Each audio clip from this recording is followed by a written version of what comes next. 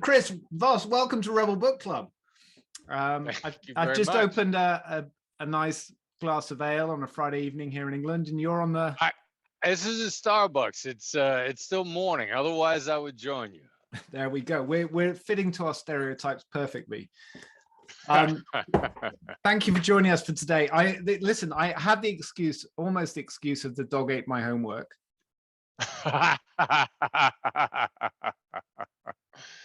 Yeah, I like it. I like it. Very good. I mean, if you can't negotiate with a Cocker Spaniel, what chance have you got in life? What did the dog say when you took the dictionary away from him that he was chewing up?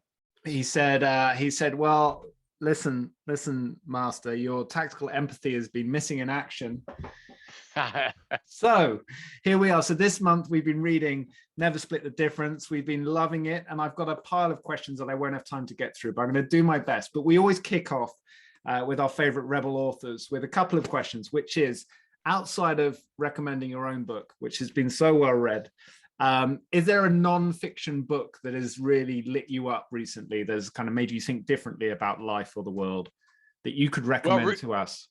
Yeah, recently. I mean, we got a list, but the one that I'm working on just recently, I found out, came across is Nassim Nicholas Taleb's Anti-Fragile. Oh, right. Yeah. A classic. And so he, of course, he wrote the book, The Black Swan, which inspired the choice of the Black Swan group. And Taleb's, some will criticize him for, they say he writes in a condescending manner. And, if something like that bothers you, it'll get in your way of enjoyment of his reading.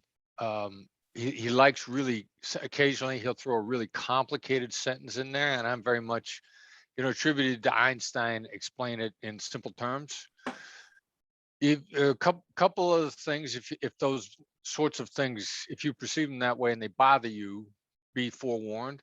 That being said, the anti-fragile concept, the term he has coined, is brilliant. It's been prescient, right? So much with what we talk about anyway. I love his writing. He's a brilliant, complicated thinker. He is, and I read Skin in the Game a couple of years ago, which is a follow-up. All right. And I was one of those people. I got frustrated with his style because it feels like it's all over the place. Like, you want this nice structure. I mean, this is a really clear, structured, here's what's coming, I give it to you, and now, like, I'm going to run over what we've just been through to make sure you've got it. It's like, thanks very much. But with him, you don't quite know where you're going, right? And the 1 minute it's like this golden insight that you're just like, I got to take that. And the next minute you're like, hang on a second, you've lost me. But it's brilliant. Yeah. I mean, I when you can wade through his thoughts, it's worth the effort. So let's zoom in on your book. Thank you for the Taleb recommendation and reminder. It's a good one. But I was just thinking, when I've been watching a couple of your TEDx's, and we've all been trying out our late night radio DJ voices, and I was wondering, were you born with this or have you honed it? Because we grew up with Matthew McConaughey, teaching us how to say all right, with Dazed and Confused 20 years ago. And of course he's written this brilliant book, Green Lights, about a spiritual sort of philosophy. And is it honed, or is it something that's just a part of who you are? I think it's learned. I mean, there's a number of people that will argue that everything is learned and we're complete blank slate when we were born. There's a little bit of wiring that you're born with that has nothing to do with gender, ethnicity, religion, or diet.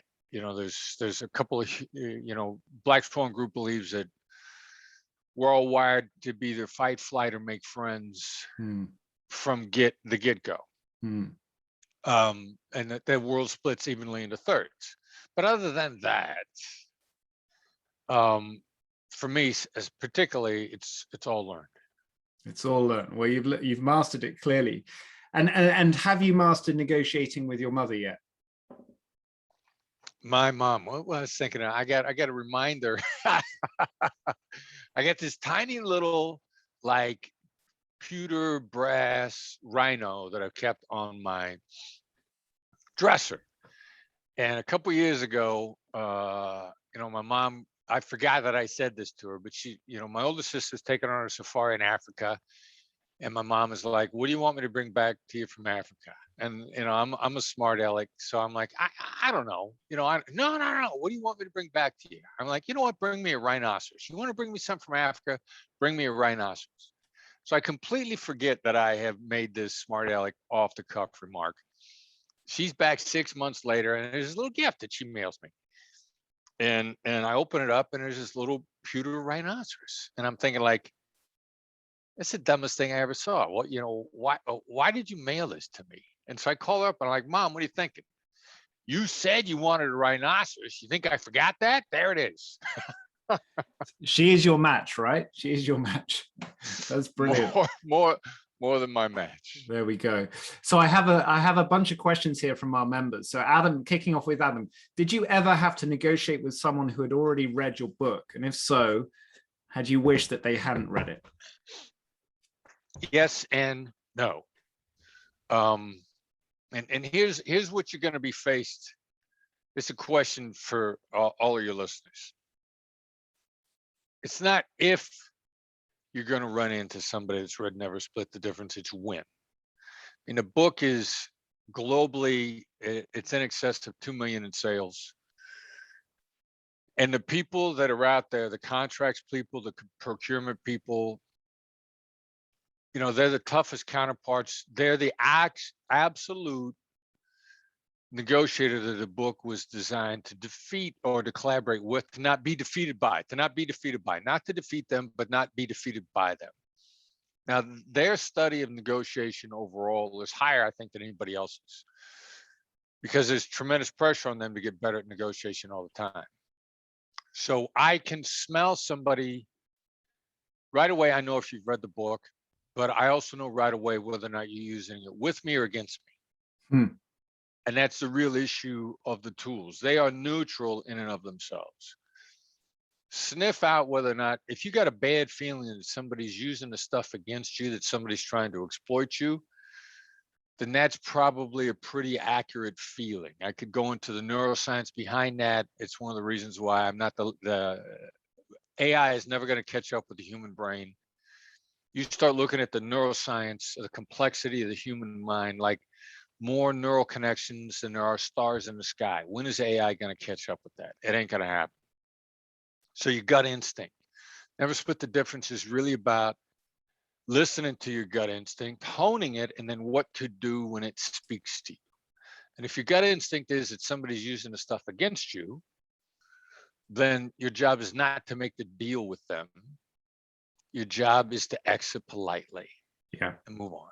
Yeah, and that brings us on neatly to the question that Sky asks, which is something I think we all experience at different times. She says, "What can one do as a negotiator to manage your emotions other than taking a breath or exiting politely?" Maybe you can't. For example, if the person says something that's very triggering, as often happens, like, are there other things that you've observed or you've practiced that have been helpful in those situations? Yeah, there's two things. What can you do in advance, and what can you do when it happens? And if I tell you what you could do in advance, I would. I'm at a conference on cybersecurity, New York City recently, doing a favor for a friend, and they say, what do we do if we get ransom hijacked and they've taken our data?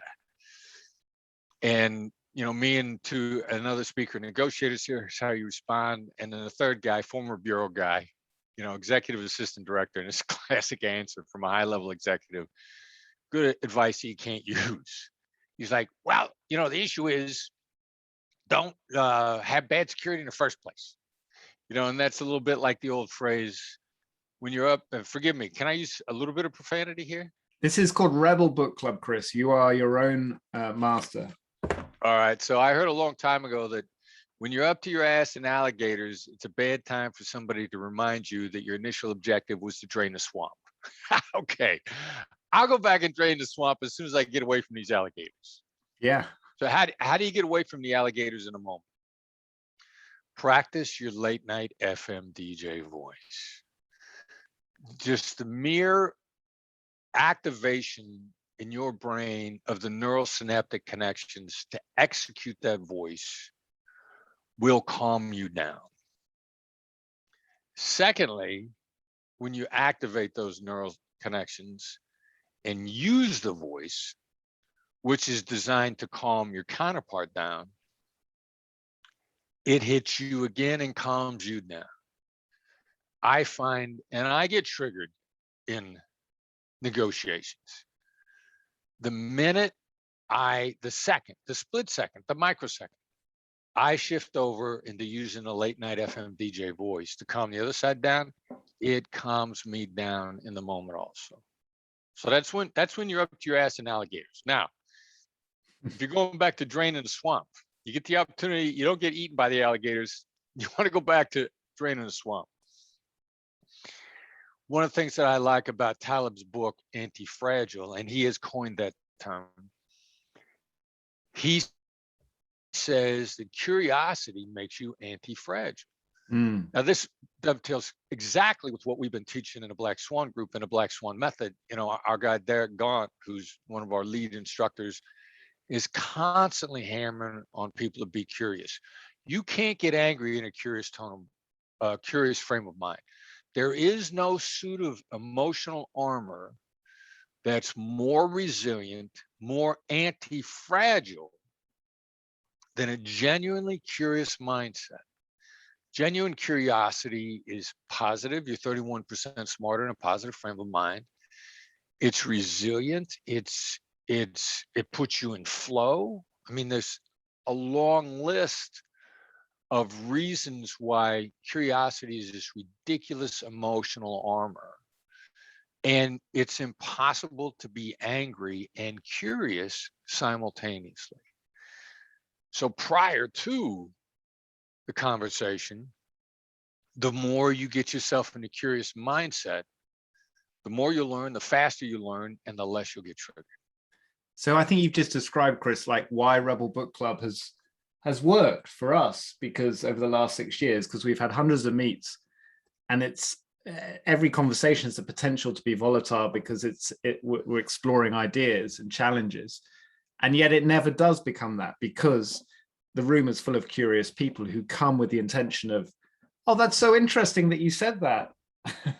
Love to understand that more. So yeah, that's a great reflection. Thank you.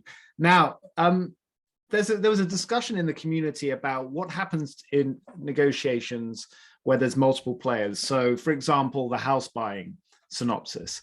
So we've got a lot of people in their 20s and 30s who are trying to get on the property ladder. And this is something they struggle with a lot.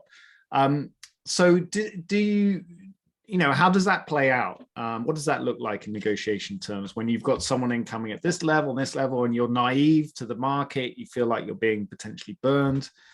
How do you deal with that? Yeah, well, and I'll ask you to take a shift on your mindset.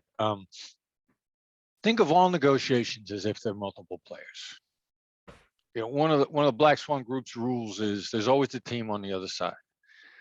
And in point of fact, there is. Now, if you work as if there's a team on the other side and there are influential people that are not at the table and you're communicating through someone, that instantly gives you an advantage, because you're thinking about how your words, if repeated, will land with the other side. And you know, what we've found is everybody focuses on the decision maker. The decision maker is not as important as the deal killer, and the deal killer is not at the table. So, you know, think of, there's always a team on the other side, and the person that you're talking to is a spokesperson, and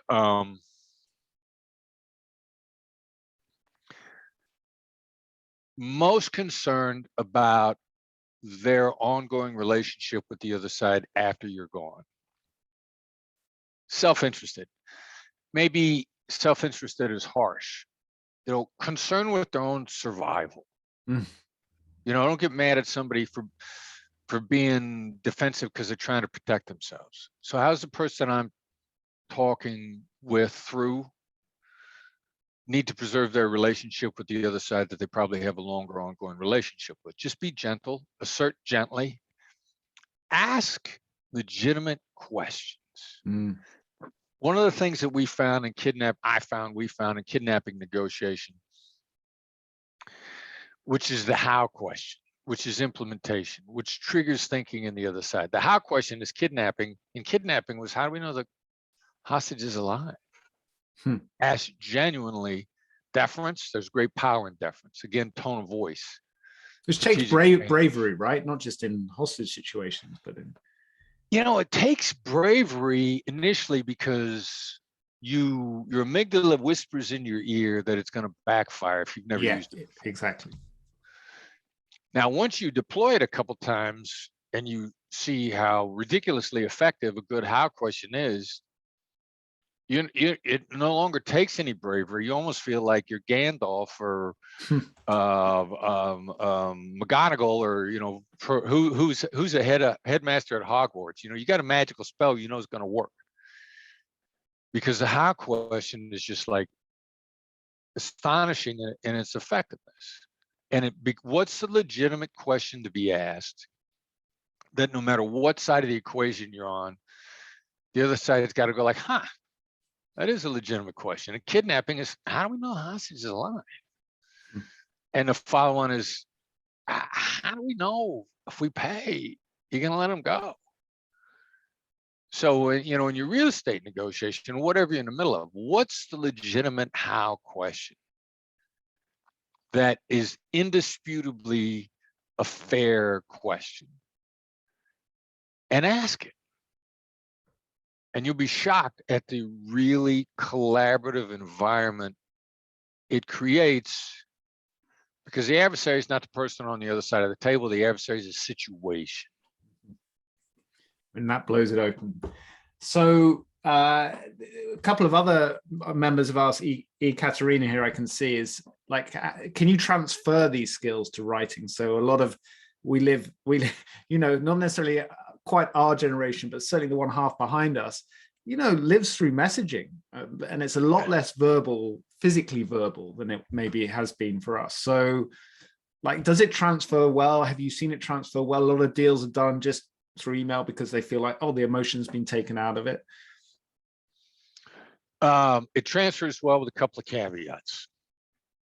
One of the first caveat, excuse me, Brandon Voss, president of the company, ridiculously talented negotiator. He always advises all the people we train, take your email, take your test, and read it out loud in the angriest tone possible, because that's how they're going to hear it.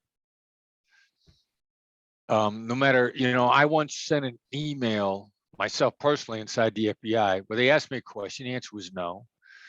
And when I wrote no, in my mind, I heard it, no. Now, when they read it, they heard, no. I blew the Brandon Voss rule there. So you got to communicate now. So you put in what we refer to as softeners. Now, first of all, if it's an email, it's got to be short. If your email is climbing above 5 lines, you're already running into trouble. Secondly, look at your emails as if you're playing chess. You got to if you're playing chess via email, you're only going to put one move in that email. You're not going to put 7 moves in. You're going to put 1 move in. So your email is designed to make 1 move only. And so what's the move you're going to make? Then you put softeners in. If you know it's going to land harshly, your email starts out with, this is going to be harsh. Then before no, I would put, I'm sorry, I'm afraid, no. The I'm sorry and I'm afraid in front of the bad news softens the blow, shows you being sensitive that it could land harshly. Yeah. And how do you, now last move, sorry. How do you end the email? With what you wanted to say first. Like I'm coaching my girlfriend on an email that she had to put a bunch of harsh stuff in recently. Now she started out saying about natural opening, basically, I love you. I want to go along with you. I hope we are friends for years. I said, just take that perfect opening and put it at the end. The last impression is a lasting impression. the last thing you write in the email is going to ring in their ears. The last impression is a lasting impression. So what you're inclined to put as your opening, open positively, put it at the end. Fantastic. There's a never split the difference via email sequence here, which is great to hear. Thank you so much. Couple questions to wrap up, Chris. So we fear what's different and are drawn to what's similar, like one of your clear central tenets of so many of us that resonates so clearly on human nature level. And we've read like Yuval Harari and all these other great books on human nature, and it's like, oh yes, this is the key to unlocking so much of like the world around us and trying to make sense of it. Does that, a lot of us feel at the moment like we look out at the world and it feels very binary, and, you know, whether it's politically or, you know, religion, spirituality, and so on, and we're frustrated because we're like, we can see this like fear is growing because it's like, oh, we're different. But actually so much in COVID in the UK, I don't know how it's playing out now in the US, but it's certainly made us feel like, oh, we're all in something together, at least the majority, which has been a really powerful and positive thing that's come out of it. How do you feel about this? And in terms of a role of a negotiator, so we're looking at like these giant political, you know, COP26 is coming up, potentially the most important meeting in our lifetimes, political meeting. Like, how can people, politicians or leaders in society, learn to take these techniques into the big conversations and say, break down this massive like binary, like either or, because it feels like it's a story that we've just bought into rather than the reality, which is there's so many more similarities. Yeah, and let me take the traditional understanding of we're drawn to what's similar and we feel what's different and turn it on its head. Most people interpret that as demographics, race, religion, geography. Okay. If you and I both grew up in the same small town in Iowa, you know, or if we're both from Iowa, or, you know, both whatever. Here's how that's misinterpreted. And I'm going to use Donald Trump as a great example. So when he first ran for president, all of the pundits said, you don't have a chance in the Republican Party. You don't stand a chance. You're a New Yorker, and the Republican Party is not made up of New Yorkers. New York City is a Democratic city and a Democratic state, electing Democrats time after time after time. You're a New Yorker, and the Republican base is going to hate you because none of your demographics match up with them. Now look at how that's worked out. What was the difference? The emotional resonance. He started to articulate their point of view. And suddenly the demographic similarity goes away when the emotional similarity is there. How does a politician or anybody harness that? When I'm with the FBI in New York City, we hold a terrorism trial in civilian court against a legitimate Muslim cleric who committed crimes. And the vast majority of the witnesses were Muslims who testified voluntarily. Every single time I sat down with them, I would look at them in the opening recruitment to try to get them to testify freely of their own free will, no hammer, at their peril. I would say, you feel there's been a succession of American governments for the last 200 years that have been anti-Islamic. And they would literally go like, yeah. Now, I never said there were, and I never said I agreed. I just showed them that I was aware of their feelings, and I stated it to them with no, but here's why you're wrong, nothing else. I just wanted them to see, I know how you feel, not by saying I understand, but by stating it. And they saw, and here I am, a representative of the government that they feel has been oppressing them. And we got no demographics in common. They didn't grow up in Iowa. You know, we're not eating the same foods. We ain't going to the same Little League games. We're not going to the same church. By me simply stating fearlessly what their position was and not contradicting it, they began the bonding process with me. I see no downside to that for any politician or any human being on earth, but people are afraid to do it. Yeah, they are. And when you do bond with the other side, the other, which is the problem that we're all trying to overcome, what happens next? Like, how often does that then lead to an outcome where everyone's like, okay, we all gave some ground here, but we got to where we wanted to, versus, okay, we understood each other a bit more, but still this is intractable, this problem. We're not going to overcome it. I haven't seen a problem yet that's intractable when people begin to feel genuinely heard by the other side. So what happens next? After you articulate the other side's perspective, the first thing you got to do is shut up. You got to let what you said sink in.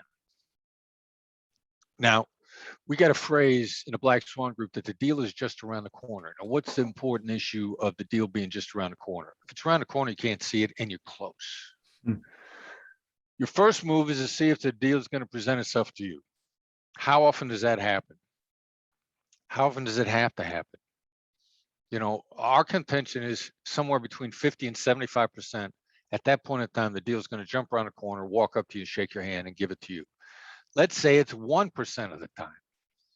That's 1% of the time you no longer have to negotiate. The deal has come to you. Secondly, no matter what, the deal is closer. Now, there's no guarantee that you're going to be able to close, but the one thing that the only guarantee we give with the Black Swan method is you are always better off, period. Now, does it take you where you want to be? I don't know.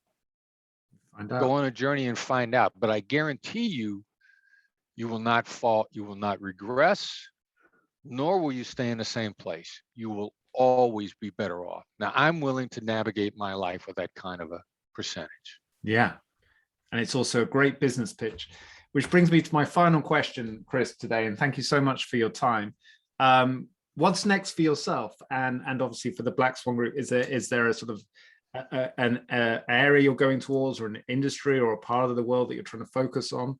And is there a cause or a project that we as a community of curious people who've learned a little bit about negotiation can support and follow you on? Yeah, thanks for asking. I mean, you know, we're continuing to build out our concepts and our thoughts. I mean, there's a number of things that have advanced significantly since the book came out. We haven't had the opportunity to get another book out yet. We have in the works, which is at least 1.5 years away, you know, the missing manual, the operations guide for Never Split the Difference. We're teaching that as we speak in the material that we provide online. It just takes a while to get a book out. So, but whatever you're doing, whatever disadvantaged community you could help, let it be a secondary benefit of what you do. For example, when I buy stuff on Amazon, I've designated a charity via Amazon. I buy a lot of stuff on Amazon. I always have. You know, if you go smile.amazon.com and you're buying stuff on Amazon already, you get little dribs and drabs to the charity of your choice. Mine happens to be a place called a charity called A Place Called Home in South Central LA. You know, I don't care what you do. Help somebody in a disadvantaged community. You know, there's a lot of stuff that's out there. There may be people in your backyard, but wherever they are, and make it a secondary gain. You know, make your life better while simultaneously helping somebody else. You know, it's like what's that phrase in the airlines? Put your oxygen mask on first. You'll be able to help more people that way. Yeah, amen to that. Chris Voss, thank you so much for joining Rebel Book Club and giving us a great month with Never Split the Difference. I'm not surprised it's sold 2 million plus, and good luck with all future negotiations. Thanks, man. A real privilege to be on with you. Cheers, Chris.